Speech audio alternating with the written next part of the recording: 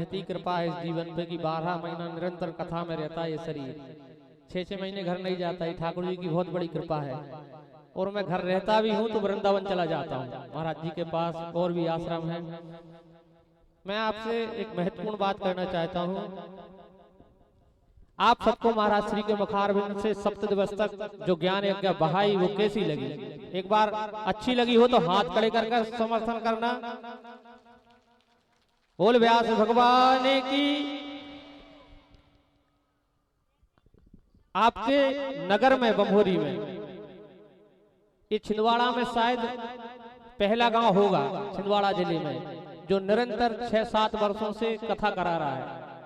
ऐसा और भी गांव है क्या आपके जिले में, तहसील में? हो तो बताइए। 1-2 गांव होंगे, 1-2 गांव होंगे हम मान लेते हैं। पर ये ठाकुर जी की विशेष कृपा है निरंतर की इस छोटे से गांव में यहाँ के लोगों में भाव की निरंतर हर साल नए नए व्यास बुलाकर सबकी मधुर वाणी से कथा श्रवण करते हैं। ये विशेष ठाकुर जी की कृपा है, क्योंकि सुंदरकांड में लिखा है अब भा भरोस हनुमंता और बिन हरि कृपा मिले ही नहीं संता। अब इस चीज को नहीं मानोगे तो फिर मुझे नहीं लगता आप धर्म को मानते होगे, क्योंकि गोसाई जी ने लिखा है, ये मैं नहीं कह रहा। हनुमान जी की कृपा, ठाकुर जी की कृपा है कि संतों के दर्शन हो जाते हैं, नहीं तो हमें संत के दर्शन करने के लिए जाना पड़ता है। अच्छा, अब एक बात बताइए, अगले वर्ष के लिए कुछ मुझे सुनने में आया कि अगले वर्ष शायद कथा ना होगी, पर मैं ये कहना चाहता हूं कि ये कथा हो, क्योंकि इससे आपका ही कल्याण है, मेरा कुछ कल्याण नहीं है। मैं तो 12 महीने इस सेवा में हूं। अब इस चीज के लिए हाथ खड़े करें कि होना चाहिए या नहीं होना चाहिए। ओमकार भैया, हम सबसे पहले आपके घर डेरा डाल लेंगे।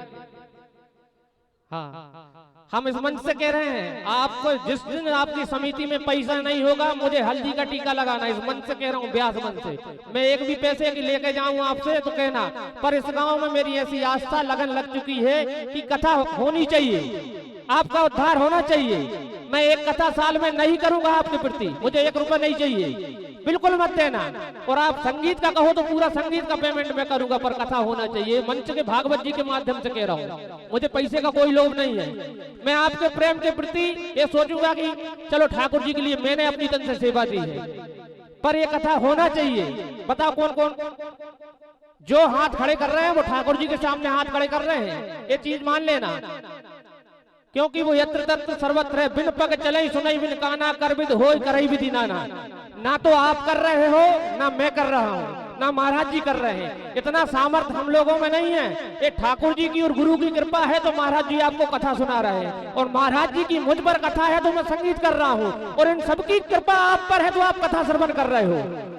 न आज देखो कोई हॉस्पिटल में पड़ा है, कोई का एक्सीडेंट हो रहा है, कोई 2 रोटी के लिए मोहताज हो रहा है, पर ठाकुर जी की कृपा देखो, हमारा 1 रुपए नहीं लगता, हमें भोजन भी मिलते हैं। ठाकुर जी के द्वार में पड़े हैं, भोजन आप कितने प्रेम से कराते हैं, महाराज श्री को हमको निमंत्रण कराते हैं। ये ठाकुर जी की कृपा नहीं है तो क्या है? मेरी इस गांव से विशेष आस्था है। मैं और भी जगह कथा करता हूं, पर इतनी आस्था नहीं है, क्योंकि मैं आप सबके प्रेम, क्योंकि कुछ ना होते हुए भी इतना बड़ा आयोजन करना ये आपके लिए गर्व की बात है। एक बार अपने लिए जोरदार तालियां बजाएं। और मैं इस कथा में ये भी देखता हूँ, इस वर्ष तो 2-3 बार भंडारे हुए हैं। मैंने ऐसा समय देखा है महाराज जी कि प्रथम दिवस से आखिरी दिवस तक निरंतर भंडार चलता रहता है। ऐसी सेवा भी इस गांव में करते हैं, और आज भी बड़ा विशाल भंडारा है।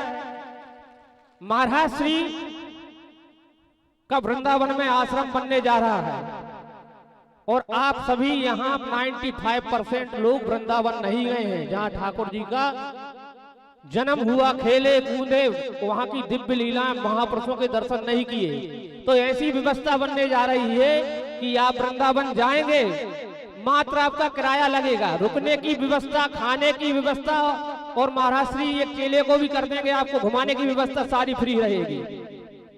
जो भी वृंदावन आएंगे मुझसे या महाराज श्री से संपर्क कर लेंगे, मैं आप सभी को वृंदावन धाम घुमाऊंगा। महाराज श्री का आश्रम जो निर्माणाधीन चल रहा है, महाराज श्री बचपन काल से ही, पढ़ाई टाइम से ही महाराज जी वृंदावन निवास करने लगे हैं। तो इन पे तो साक्षात कृपा हो गई है ठाकुर जी की, क्योंकि वहां राधा रानी की चलती है। राधा रानी जिसको अपना ले फिर उसके दुनिया में कोई ऐसी कृपा होती है कि कुछ चीज की जरूरत नहीं है। और मैंने महाराज श्री की खंडवा में कथा थी तो मैंने महाराज श्री से निवेदन किया कि महाराज जी समिति है और हमें वहां कथा करना है। महाराज जी ने मुझसे ये नहीं बोला कि मैं इतने पैसे लूंगा, मैंने खुद किया कि नहीं महाराज जी हम इतना करेंगे। तो ये भी विशेष ठाकुर जी की कृपा है। और मैं आप सभी से निवेदन करता हूं क्योंकि ये शरीर एक दिन मर जाएगा, कुछ काम का नहीं रहेगा, हम कुछ नहीं कर पाएंगे जिंदगी में, पर जाएगा तो सिर्फ कुछ किया जाएगा, राम नाम सत्य है, यही हमारी दौलत है और यही हमारी है, यही जिंदगी भर हमारे साथ रहेगी। इसलिए मैं आपसे निवेदन करता हूं कि कथा, और ऐसा भी नहीं कि मैं आऊं जब भी कथा हो या महाराज जी जब भी यहाँ कथा हो, आप किसी को भी बुला लेना पर कथा जरूर कराना। संसार में बहुत वक्ता हैं, बहुत कलाकार हैं, किसी को भी बुला लेना, पर ये हाथ जोड़कर निवेदन है आपके ग्राम में ये कथा होती रहे।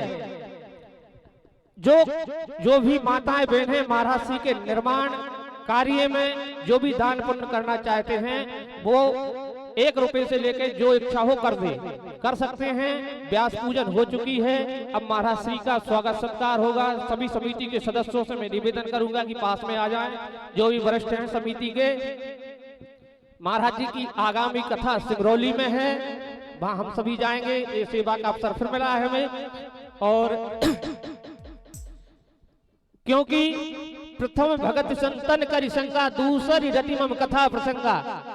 हम सभी को, आप गंगा एक बार जाओगे यहाँ तो त्रिवेणी मिली है हमें, भागवत रूपी गंगा मिली है हमें जो हमारा उद्धार कर दे। नित्य की भांति हर वर्ष आपके ग्राम में भागवत होती है।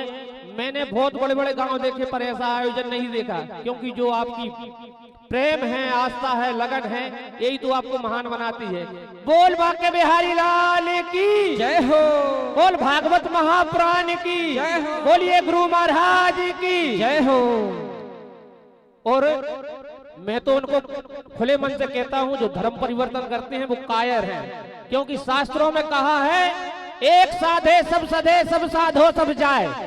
किसी के 2 बाप नहीं हो सकते तो 2 ईश्वर भी नहीं हो सकते।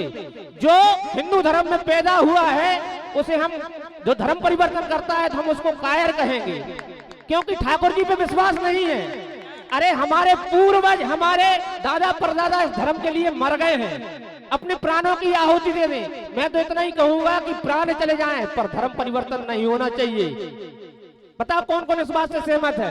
क्योंकि हम धर्म के लिए जी रहे हैं, कार्य कर रहे हैं तो किसके लिए कर रहे हैं? धर्म के लिए कर रहे हैं। हम ये शरीर अपना दांव पे लगा सकते हैं धर्म के लिए, क्योंकि हम भगवान ही नहीं रहेंगे, हम भगवान को मानने ही वाले नहीं रहेंगे तो धर्म क्या, फिर कौन बचाएगा? तो आप सभी से निवेदन है इस चीज पे, गांव को भी सभी को एकत्रित होना चाहिए, जात पात में मत बंधो। भगवान का भजन करोगे उसका ही उद्धार होगा। रामचरितमानस में केवट जी का उद्धार हुआ, शिवरी का उद्धार हुआ, वहां भगवान ने जात पात नहीं पूछी। आप बुद्धिजीवी लोग उस जात पात पे मरे जाते हो। क्या है जात पात? मैं 6 साल से आ रहा हूं, मैं किसी के घर भी खाने को तैयार हूं, पर शर्त है भगवान का भोग लगे, मैं प्रसादी पाने के लिए तैयार हूं। तो ये सब आप भी भाव बनाइए, कथा से यही सीखने को मिलता है। बोलिए भारत माता की। अगले वर्ष इससे भी अच्छा आयोजन हो, ठाकुर जी की कृपा हो आप सभी पर, ऐसे ही कृपा बरसती रहे। आइए चलते हैं और सभी माताएं बहनें भागवत जी को प्रणाम करेंगी, महाराज श्री को प्रणाम करेंगी। आज ठाकुर जी की पोथी पुराण पूजन है, इसका बहुत ही महत्व होता है। आप कुछ चढ़ाएं या ना चढ़ाएं उससे कोई वास्ता नहीं है, पर ये अगले वर्ष आएंगी ठाकुरानी भागवत जी महारानी, इनसे जो कुछ इच्छा हो आपकी आत्मा उससे मांगो, मिलेगा। भगवान पर विश्वास करके तो देखो, प्रहलाद जी को खम्भे में दर्शन हो गए, ये तो साक्षात कल्पतरु भागवत जी बैठी हैं आपके नगर में, आपके ग्राम में। सभी प्रणाम करें महाराज श्री को, भागवत जी को, यजमान जी को, और आशीर्वाद लें, क्योंकि आशीर्वाद से ही सब कुछ है। और लिखा है मात पिता गुरु गुरु की वाणी, बिने विचार करई शुभ जानी। ये सबसे बड़ा मुहूर्त है, हम माँ बाप की सेवा करें, गुरु की सेवा करें, पूर्वजों की सेवा करें।